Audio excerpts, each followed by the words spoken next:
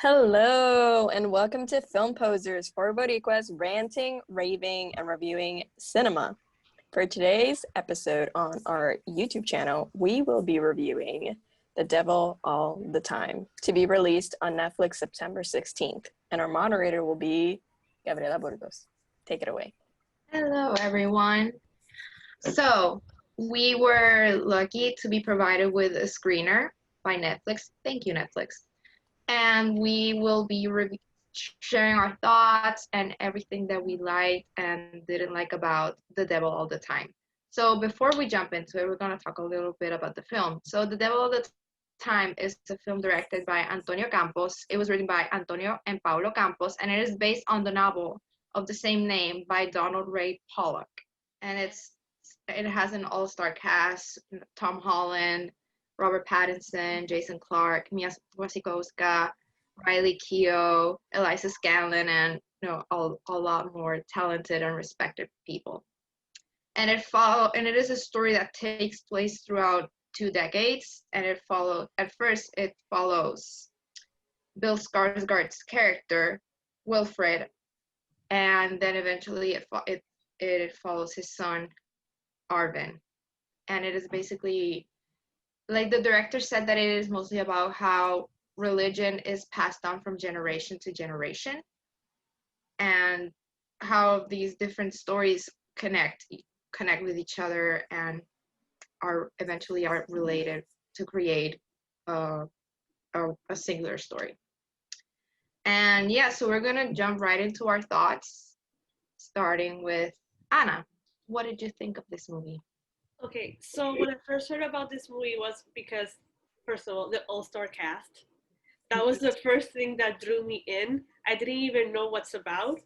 So when I first saw the movie, I was like, what is this? I was really shocked in a sense because I didn't pay a lot of attention what's about. I wanted to be surprised. And I gotta say, it's a little bit hard to take sometimes. It really deals a lot with religion and violence and abuse of power, but I gotta say, I kind of liked it. There were some thoughts that I didn't kind of like at the same time. There was the pacing, there was the way that I was structured, because we will jump a lot through storylines. Sometimes the stories didn't correlate in a sense, because I feel that when it came to Riley Keough's and Jason Clarke's character, that those were like the spoiler territory. They were the killers in the film. It didn't quite as much pay a lot of attention to their story, even though they all were united at the same time. But going with the positive ones, I really like Tom Holland's acting in this film. He hits that southern accent throughout the whole movie. And I was like, you know what? Okay, we're fine. Robert Pattinson, I was waiting for his acting. I was waiting for his performance, and I loved it. But at the same time, I hated his character because he's a hateable character. It made us like believe him like throughout the whole film. But all in all, I liked it. I felt that it was too long. There were a lot of scenes that we could have like chopped away and it was still relevant. But at the end, yeah, I feel that it's a really good watch. Juan. So I didn't love it. I was drawn into the all-star cast like Anna. When I saw the cast, I said, okay, this has to be really, really good, or it's a movie that's meant to be an actor's showcase, where it elevates the actors' performances to get them onto their next projects, and that's what I feel the movie was overall. The cast did an amazing job. I definitely see this for like SAG, best ensemble nominees, etc. But I gotta say the standouts were Tom Holland and Robert Pattinson. I was sold solely on Robert Pattinson's cut in the trailer where he said delusions. I said, okay, I'm here, I'm watching, I'm here for it. But the 2 hours and 20-minute runtime, I did feel it at one point. Because after a while, I was like, okay, maybe we're getting close to the end. And Josie's like, no, this is an hour left. And I'm like, there's what? I thought we were close to the ending. It was good overall. The pacing's a problem. I am not a huge fan of religious films, but I kind of liked how it was trying to explore the dark side of religion aspect. But essentially, for me, this was an actor's showcase, and I do think it'll pay off in nominations. Absolutely, it'll pay off. But for me, it's not a must-see, so to speak, unless you're really into the topic itself and the cast, and the trailer really sells you, because I thought it was more Tom Holland and Robert Pattinson. Gabriela said it showed how we got to their story, but it didn't really start with them. So it was kind of hard to sell for me, but I still think overall it's a good movie. It's a good movie. I'm not hating on it. I'm hating on the pacing. That's totally different. Josie? Yeah, I definitely feel the same way. Juan and I are on the same boat. The pacing was off. But acting wise, it was pretty good. Like the characters were believable, the performances were believable. I think they not failed, but they could have worked a little bit more on the script, because I think that's what led to the problems in pacing and the story structure. Because most of the problems is the story structure and how things connect, as well as the ending not really feeling like an ending, but maybe that's the nature of the book. I have not read the book, so I can't speak to it, but speaking on it as a film, Antonio Campos definitely did a good job with this questioning of religion. So the mission of the film, I think, was accomplished. The problem is whether it's an entertaining film that could be for everybody, not just like hardcore film lovers, and it feels more like it stays in that nature. It doesn't go beyond that group of people, because it's not for everybody. There are a lot of parts that are really hard to watch, and when we were watching it, even Juan would be like, this film hates women. And which is justifiable, because I mean, in the nature of what the story is trying to tell you, it's understandable to see how women fall at the hands of men in this film, because it is criticizing how usually religion puts man on a pedestal and then women are to blame for everything. But really, like, the film takes off like the blindfold on that and shows you the truth that sometimes men, by using religion, harm women. So I like that aspect of the film, which, if people come for it saying how it's not good to women, I think that's the point. And it's okay to be mad at it, because I mean, the thing is that these, like, people like this exist. This actually has happened and continues to happen, whether we find out about it or not. So the film is not bad. I think it does what it does. It's not my favorite. I expected more, so I was a bit disappointed. I was left like, meh, I saw a film and I enjoyed it, but it didn't fill me with, oh, be like my top 5 on Letterboxd, just to be that film bro for a moment. But again, general, because I'm rambling, I liked it, expected more, but the acting was good, and I think Antonio Campos did a good job. And the directing didn't feel like something new that I was watching, but it carried the film well, and I think he did like a great job. So yeah. So, as for my thoughts, I was really excited for this film because when I first saw the trailer, it really reminded me of There Will Be Blood by Paul Thomas Anderson, and it is a film that I love. And I was just really excited to see, a film with that similar vibe to that one. And so going into it, I had high expectations. And for me, those expectations were reached. Because I personally love when you have all of these different stories that unite at the end, and the entire movie is you seeing how they unite in whatever aspect. So like Anna said, with the characters of Jason Clarke and Riley Keough, that was actually a story that I wanted to see more of them, because even though the foreshadowing into what they do is said at the beginning when we meet them, I liked it, but we don't actually get to see how they get there. Like we don't get to see why they did those things, and I wanted to see that storyline developed better.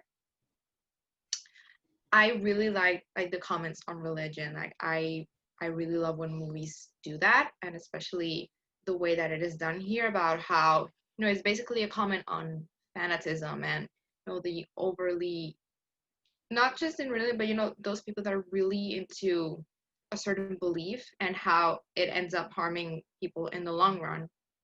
Because even though Tom Holland's character didn't want to be like his father, he ended up, since that was the only way that he knew, because that's how he was raised, he ended up being like his father. And I think that was also very interesting to watch, because it goes again into like the generational trauma that gets passed down to children if it's not a cycle that's broken.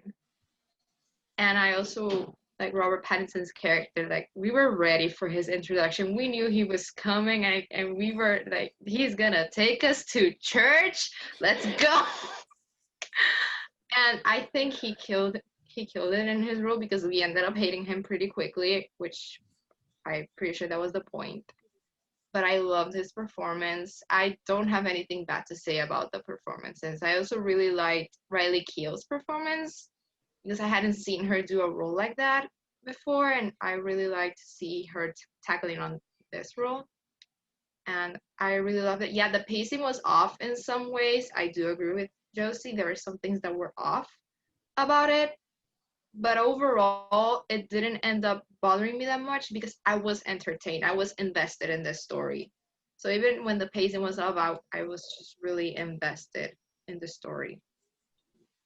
If I can add real quick that it's interesting how we wanted to see more of this couple and we didn't, which usually the problem with adaptations when we don't see enough of a couple is the time span of the film. Usually like time runs out. But we had like a solid 2 hours. I think it could have been explored more. So that's something that makes me sad. Yeah, definitely. And I a little bit going back to her story, it also ties up with Sebastian Stan's character, which we don't even know, because he said that he was going to do a political run, but we don't get to see that. It was sheriff. Sorry. I think he was running for sheriff. Mm-hmm. So. No, he wanted to run for like office. Mm-hmm. I thought it was sheriff. Oh my god. Yeah. No, he wanted. He was already the sheriff. He wanted to run for office. Yeah. So because of like all the stories tying up, we're a little bit confused as to why, like, what was his actions, what was he doing anyway. But at the same time, like, things happen at the end that it kind of like ties up a little bit, but not completely to the story.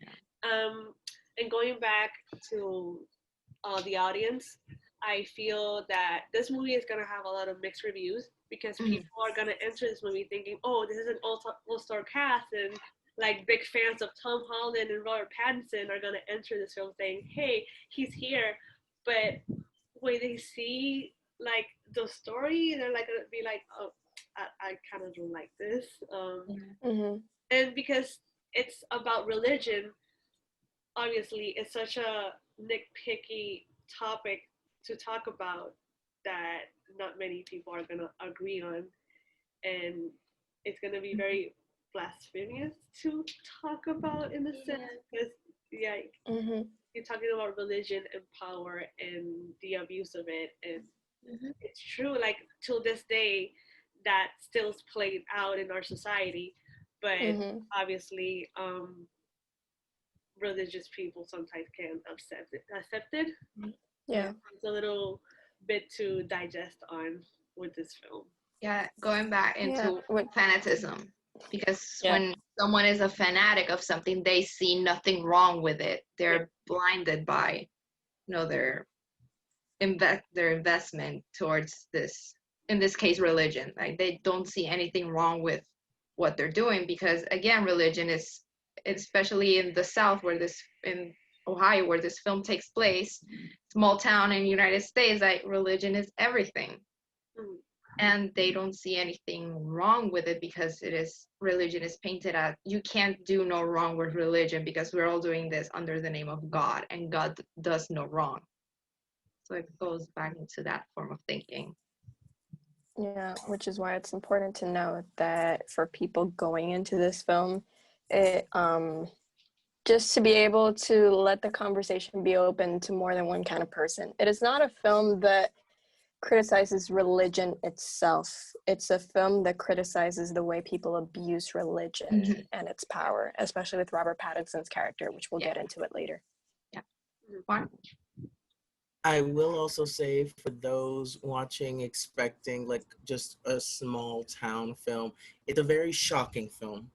It goes sometimes a little far. There's a trigger warning for animal lovers. There is a scene that is very disheartening to watch, and that might be a trigger, just letting them know, because it's very intense the way they portray it. But the film overall itself is intense for the same purpose, like Anna mentioned, that they are exposing religion in a small town and how this is normal for them. But it does go that mile. This is shocking with the violence. It goes shocking with the dialogue, and it does do a lot to showcase their point of view. Yeah, definitely trigger warnings for like animal abuse, verbal and physical abuse, as well as emotional manipulation, gaslighting. There is an instance of suicide. There's also a lot of violence. So it's trigger warnings for anyone watching this, so you don't go into it blind if you haven't seen the trailers, or, you know, this is the posters just letting you know that there are some very hard to handle scenes. Yes. And it was even hard, at least for me, to watch a few of those. So just a warning. Yeah, there are obviously, if you've ever experienced, abuse by religion, if you've ever gone through that type of abuse that stems from fanaticism, it's definitely going to be triggering. So keep that in mind. If you feel that you cannot handle, this topic or anything, then stay away from this film. Because it will. Yeah. It is. Yeah. There's also like pedophilia and sexual abuse. Mm-hmm. Yeah. Which we'll get into it soon. Yeah. So going into, we've already talked about our general thoughts in the film. So now we're going to go a little bit deeper. So mild spoilers. We'll try not to get into that many detail, but mild spoilers ahead. What did we think? Because there's a general consensus here. What did we think about Robert Pattinson's character? Anna. We all went in for Robert Pattinson. Here in the film posters, we are a Stan account for him. But when we first, like the first 5 minutes, we already hated him. We already hated his character. It was so believable that we were just bashing him. And yeah, it's a character that if you have some kind of like traumatic event in your life, I don't think you can't see this movie in a sense, because he's the character that like acts out the most of what's been happening in a sense in the small town. But overall, I really loved the way that he acted in this film. It was really believable. We also hated it a lot. Hated his character. And yeah, that's what I think about him at this point. Yeah, it was so funny because we were so excited to see him, and I was ready for the preacher off, because I kept thinking it was going to be like Paul Dano's character in There Will Be Blood, and Anna and I were like, there's going to be a preacher off. Let's go. And then 5 minutes in, and at first we were like, yes, preach, Robert. And then it takes a turn. We were like, okay, so we're not gonna do that anymore. We did a total 180 with this character. Yeah, because since the moment, like, he's such a horrible person. He is a horrible person. Yeah, it's that, like, from the beginning, he starts making fun of a family because they live in poverty, and it's like, you bad person. Like, it was very embarrassing. It was very rude. And to think that a person that is like, he's a preacher, he's in a church, and he's just humiliating this family just know. From that moment, you're like, oh, ooh, Yeah. he's a Yeah. bad person. We'll Yeah. see what happens with him, and it gets worse. And ironically, when he said he was trying to bash like the poor people, if you look at his jewelry, it was all gold, and he was like dressed like well. At the same time, it's like you're being hypercritical here. Yeah. Totally. He painted. He basically knew that he was better than everyone. Yeah. And he used that to his advantage. And he was a horrible person, and we did a complete 180. It was something fun. Yeah. I will say the men of this movie, their characters are very into serving the public. They're very into serving the public. You caught on what I was trying to say. Can you not? Here. Let's just say they go off. So Robert Pattinson, he was very dedicated to the character. Yeah. The fact that a lot of the British actors here got the Southern role so easily, that's like Listen, amazing. can we talk about? Are they that exposed? I'm sorry, but why are they? It's that you just reminded me of my main comment while we were watching the film. Why are there so many European characters playing Southern people? Why are they doing it better than the actual Southern people? Like, my gosh. Like, why? Why are you guys here? It's like, literally, oh my God, Tom Holland, Robert Pattinson. Holland, Sebastian Stan, Dursley from Harry Potter. There was Mia Wasikowska, Eliza Scanlon. Everyone. Skarsgard. Pennywise. Yeah, that's Skarsgard. I know, in case someone didn't know who Skarsgard was. Well, no. Oh my God, Juan kept mentioning how, Pennywise went off. And I was just keep laughing. Because Juan kept calling him Pennywise. I was like, Pennywise is going through it. This isn't secretly the It origin story. This is how we got Pennywise. That's what Netflix isn't telling you. No, but overall, back to Robert Pattinson, I will say his character. I hated his character, definitely. But he had such commitment to it that you're kind of like, you will forget the fact that he did Twilight. This is just like completely erasing what everyone knew him for, because when you see his acting, you're like, okay, so he's like a top tier. This is why we're a Stan account kind of performance. And even the scenes he had personally with each actor, there was such a connection on that level where you're just like, it's so believable that you're not even thinking Robert Pattinson's really about to do this. No, you're just thinking his character is such a dick, but he is also finding a way to manipulate an entire town. Yeah, totally. It's also nice to see how much dedication he puts into an accent. Yeah. Because we've seen that video floating around Twitter that showcases his acting. Most of it is like the way he's able to mask his accent and change it from film to film. And he entirely feels like a different person. Like, he changes his pitch. It's just like, it's impressive. I have to say that was one of my favorite parts of his role. I liked how he was able to change just that subtlety, because an accent can do so much, change the way you see a person. And immediately I'm like, I'm not looking at Robert. I'm looking at this horrible person. Mm-hmm. Was a horrible person. And there are many horrible people in this movie. So for us to say that he's the most horrible person in the movie, you can imagine. You have to imagine what he does.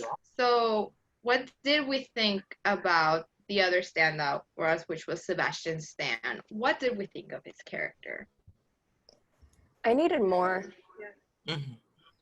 Britney Spears said it, gimme more. That's what I was waiting for. That's what I told him. Because that he needed more time, like, with the story to, like, be able to develop so we can, like, appreciate yeah, more. because everything that happened with him felt more like exposition. We were like, other characters, we were able to find out more about them through action, but with him it was all talk, like conversations. The way he's involved with the underbelly of the small town, how the other character, like Sandy, right? Yeah, how Sandy is his sister, and how he's running for like office. Everything was just like spoon-fed to you in a way. They tried to still keep it like subtle in the dialogue and everything, but compared to the other characters, I felt like we needed more. We needed more time with the sheriff. I think I'm completely with Josie on this one. We needed more time, and I was actually more invested in his character as a whole than a couple of other characters we got more time from, and that's where Anna's point comes in. If we can like cut some parts out, I feel like we just needed to give Sebastian Stan more screen time, because his character, I was like, this is going somewhere. And then when you see where it ends up, I was like, if I had a little more bit in the middle, like to bit more, spend more time with him, I would have been like, this is also a performance. Because this is not Bucky. This is not Bucky. This is Sebastian Stan. I think it's definitely time for more recognition for Sebastian Stan. That he's done some other roles where he really does a great job, but here, I gotta again, excellent. This is an all-star cast where everyone brings it on every level. Everyone brings the best out of each other for these roles, even if the roles are like the most despicable human beings. Everyone helps each other out. It is that good of a cast that you can't just pick one standout, two standouts. Everyone stands out. And Sebastian Stan, in this case, if he would have had more screen time, he would have been up there when it comes to talking about nominations, igual con Robert Pattinson and Tom Holland. That's where I'm kind of like, I wish he had more time. Like, you had 2 hours and 20 minutes. Could have given him like 10 to 15 more just of him. And it would have done him such a service. Y la cosa es que if you look at the poster, like Tom Holland's character is like one of the most notable. Then I would say that second is Sebastian Stan's character, and you would understand that because in the end, he's like, if this were a video game, he's the final boss that Tom Holland has to defeat. Yeah. And I don't think we built up the importance of his character enough for us to feel the weight of that moment.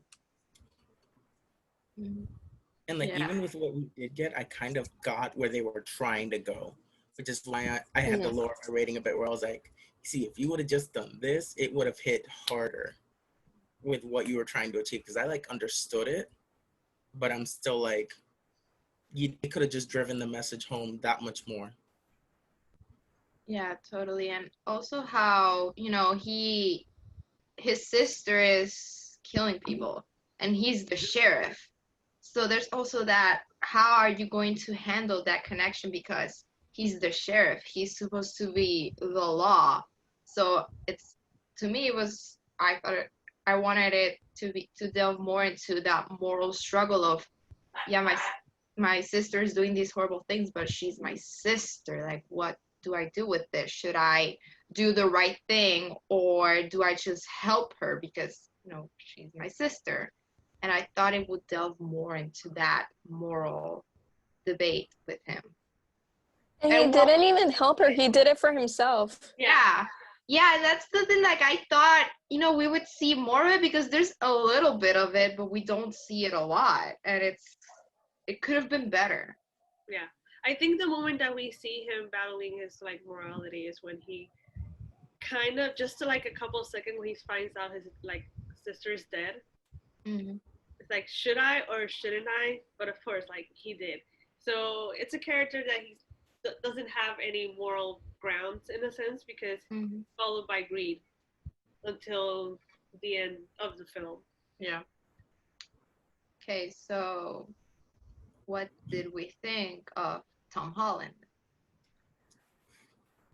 He's my favorite one. I mean, the way Juan is dressed like him. He is. This is secretly an homage. So what I loved about him is just because before seeing this movie, all I ever seen was him as Spider-Man. I think the Impossible movie that he did a couple of years ago, and I never see him do like a very serious role with a very morally compromised things that he has. I loved it. I I wasn't expecting how much I liked it. I feel that he he was the one that kind of shined throughout the whole film because Robert Pattinson, we just hated his character. So it was like the total opposite of it. But I feel that even though like okay, the acting is great, the character per se, he did some couple of stuff throughout the whole film that by the end he didn't have anything. How should I say it? He okay at the end of the movie he was sleeping. Like it's like every problem went away. He didn't got anything in return. He wasn't punished by it. Mm-hmm. So that was the only problem that I had with this film because okay, we see him have the effects of him growing up in a house that was very religious and he did all this violent stuff, but he never got anything by it. He never got punished. He never went to jail. He was just there. And I feel that obviously in our society, if you do this kind of stuff, you get punished. So in this movie, you just get out of the blue with it. It's kind of like his character was already punished enough, with every trauma he went through. Mhm. And he's that guy needs like 10 years worth of therapy because oh my God, this poor guy. So, in a sense, his character was already punished. And, going into what the character must be thinking by the time the film ends, he doesn't feel like he did anything wrong. Yeah. Because he had turned into his father, but in his mind, he was not his father because he was not doing it in the name of religion. Yeah. He was doing it for himself, practically. Yeah, for himself and for the greater good. Yeah. That's what he was thinking. So in his mind, he could rest because he didn't think he did anything wrong. That's what he tells Sebastian Stan, like, you would do the same thing that I did. Yeah. So that's like the way that character was thinking, that's what he was thinking. So he did horrible things and he should be punished for what he did, but in what he was thinking, he didn't do anything wrong. Yeah, he went through it. Let me tell you, throughout these 2 hours, like, I don't even know how he made it to being an adult. Like, with everything that happened, I'm like, I would have had like 3 nervous breakdowns just before the age of 15, based on all that we saw. And then Tom Holland, talk about range. When you talk about range in this cast, he's up there. He really brought it all the way. He's on all cylinders. He's going off. And he played the trauma. He made it look effortless. Mm-hmm. It was just natural for him to do this. And I'm looking at him on screen and I'm here going, he is not the same one who was yelling, Mr. Stark, I don't feel so good. Like, versatility. Yeah, I hope he got a lot of abracitos after this. Honestly. And he also mentioned in an interview I saw, he went into a really dark place to prepare for this role. And it's that kind of preparation that showcases in the performance. Like, he needs to be rewarded for how amazing his role is. If you're going to watch this for anyone, he's definitely one of the ones you need to keep your eye out for. Yeah. Because he delivers on probably a career high performance, in my opinion. Because you can say Spider-Man is up there. Yes, you can. But when it comes to serious films, it's going to be hard to beat for his performance. He really took my breath away in terms of an actor. And his character, like I said earlier, he sees a lot of things. Like, he sees everything wrong with that society. And yet it's like brainwash. Mm-hmm. In a sense, because like Gabriela said, he thinks he didn't do anything wrong, but it's also his father's brainwash when you think about it, of him going, no, you have to do this. And when you get that as a child, you're automatically thinking, no, what he's saying is correct. I have to do it. That's the one who's saying he does it because he cares. It's a lot to unpackage. And as a therapist, I would say I need 4 more on my staff because I cannot handle this alone. Yeah. Yeah, it was very interesting to see Tom Holland in this type of role because, again, a lot of people know him for Spider-Man. And I personally have only seen him in 2 other non-Spider-Man roles, and that was The Impossible and The Lost City of Z. But here, it's kind of where he shines, and he shows that he has the range and the ability to play, you know, this tragic character. And, you know, it makes you feel bad for him, even though you know that what he did was wrong. You feel bad for him because, again, adding up everything that he went through, you can't help but feel bad for him. So it's kind of like a very interesting moral debate that the film has. Because there might be some people that will agree with him and be like, I would have done the same thing that he did. But there are some people that are going to be like, no, like, it's not an excuse, you know. So it's a very interesting debate coming out of this film. And one that I'm sure will be had. I'm sure that a lot of people will be talking about this as soon as it's released and everyone watches it. So the final character we're going to talk about, because there's a lot of people, so we're just going to focus on this last one, because I've decided to only mention the ones that are like more important to the story. And the final one we have is Bill Skarsgard. Bill Skarsgard character. The one that started it all. What did we think of him? The thing with him is that he was in the war, so that likely affected a lot of what happened to him. Mm-hmm. And you can see it throughout his performance and how he then treats his son. And to witness so much wrong out in the world and then come back and then have some of that wrongness follow you home with the amount, like losing his wife, and it then contributes to how we see him later on and how Arvin then finds him. And yeah, it was a very complex character. I hated him for the most part. I think he's the second worst character after Robert Pattinson's, just because he is the prime example of how fanatism got in the way of this person's life and how he ended up ruining it instead of making it better. I just have to get this off my chest real quick. I'm trying not to say spoilers, but for me, he was the worst character over Robert Pattinson, only because of what he does in that one scene. That for me was like, no, we know how it affected me. Like, I was ready to turn it off right there and be like, I'm out of here. Yeah. But his character, when they talk about the devil inside, he's probably one of the best examples. Like, he is awful. And even then, you see the trauma he went through during the war in the first couple of scenes, which very impactful. And of course, being like, yeah, even I'm traumatized after seeing what I just saw. But yeah. Anna, go on.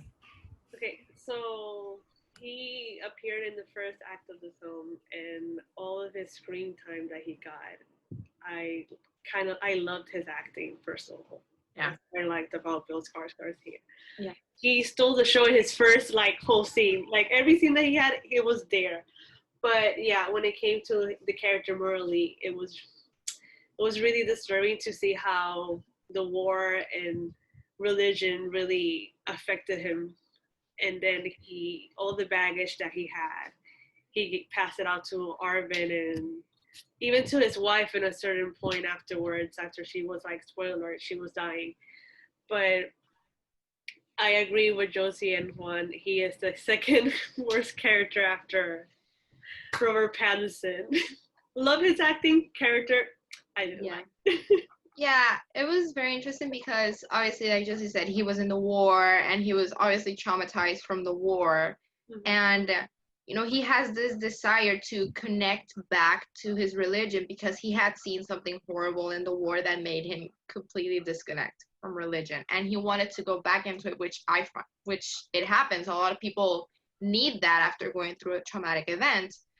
But the thing here is that he becomes obsessed. And he, what he does to Arvin, his son, he would punish him if he didn't pray enough like him. And he did all of these horrible things if he didn't behave the way he did with prayer. So, and it leads him to do horrible things in the name of religion because he thought he was above it all because he was, a praying man and devoted to his religion. And yeah, again, the same with Robert Pattinson's character and the same with other characters that we see who do all of these horrible things in the name of religion. So it's very interesting to see how he went from needing religion to comfort and heal his trauma to using it to do harm.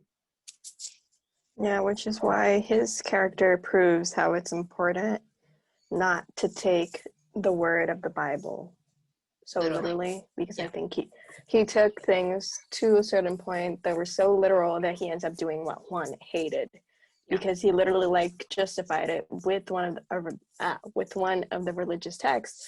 So not to, how fanaticism can lead people to take things literally when you should take things symbolically and as metaphors. And also, just all of this could have been solved if people had therapy. Honestly. But just to say something on Tom Holland, because I didn't get to speak on him, and that's my boy. But I just hope people start taking him seriously, because I've seen his filmography and he's a really great actor, and for people to watch this and expect him to be what he usually is with Marvel films and Disney films is not the right way to approach this film, because I think he should be respected as an actor in this film just because he took it seriously and he did his job, and he's even spoken about it, and you can tell that again he took it seriously and he managed to act in a certain way that you're able to actually sympathize for this character, who is not, honestly, I think he's the least bad person in this film. Yes. But he still does things that should not be excused, which just goes to speak that a lot of people and most of the people in this film do things that we would not excuse. No. Again, therapy. It could have all been solved with therapy. Yeah. But Tom Holland does a great job, and I definitely felt for his character through and through, even though his character was a two-parter with a younger actor and him. I think he carried it well, and there was a clear chemistry and everything, so I liked it. Yeah. And also there was this funny moment when at the beginning of the film they say it was the devil all the time, and we all did the Leonardo DiCaprio meme because they said the title. And that never gets old. It is the best meme ever now. Every time they say the title of the film, So that was a very funny moment. It was the only moment where we all collectively laughed, because then everything got serious and we were like, God. Oh yeah, one quick note. Okay. The narrator. Oh, the narrator is actually the author of the book. Yeah. I found that so interesting and I loved it. The narrator voice. Yeah, because he's the only person that would truly understand the actual place as well as the characters. And some people might say that the narration is a little bit overbearing. I mean, I think it helped, because you can tell it's such a dense book. Mm-hmm. It helped. Yeah, it helped definitely. Because there was still a disconnect with things happening with the characters alone. If we hadn't had the narrator, I think there would have been a bigger disconnect overall, storyline and structure wise. Yeah. And I liked how it was the omnipotent narrator that, he... Omniscient. I don't know the word. What? Omniscient. Yeah, omniscient? Okay, that word. That he would tell the foreshadowing, because the narrator is the only person that knows what's going to happen. So I loved how in one scene it would be like, oh, it was the last time this person did that, and you would be like, oh my God, what's going to happen to this person? So I loved that Mhm. narration. I think it did truly help the film. Like Josie said, if we had not had the narrator, some things probably wouldn't have worked, and it would have been a mess. Yeah, because the purpose of the omniscient narrator, or omniscient, however you want to pronounce it, but that is the term for it. It's an all-knowing narrator, Yeah. which fits with the idea that the creator or God is watching over them. Yeah.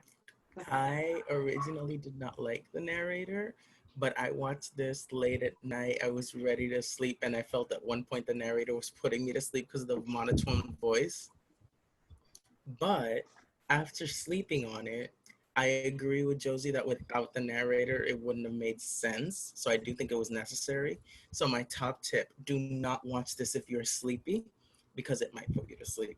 Even with the shocking acts, you might end up pausing it and then coming back to it later. But the narrator, I think, really did help a lot of things because, like Gabriela mentioned, the example of it's the last thing he did. I was like, what do you mean it's the last thing? It's like the guy just got here. Yeah. Or when they said this person was going to be calling the victims when they introduced Jason Clarke and the girl who were like the setup murderers. And I'm here like, oh, they're going to continue this. Mm-hmm. And it worked. It kind of made me more interested in what was going to happen. It's just that the voice kind of, at one point, if you're tired, puts you to sleep. That's the only thing. Anna? I said it before, when it came down to Jason Clarke's and Sebastian Stan's character in the story, the narrator really, he did most of what he can do in the film, that he made us understand what was going to happen with them, because if it wasn't for the narrator, we would have been a little bit lost in both of the stories. So I agree with Josie that they level up the structure of the film a bit.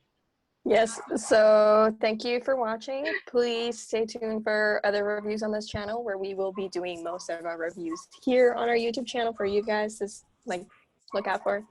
So without further ado, we are all film posers. Bye. Bye.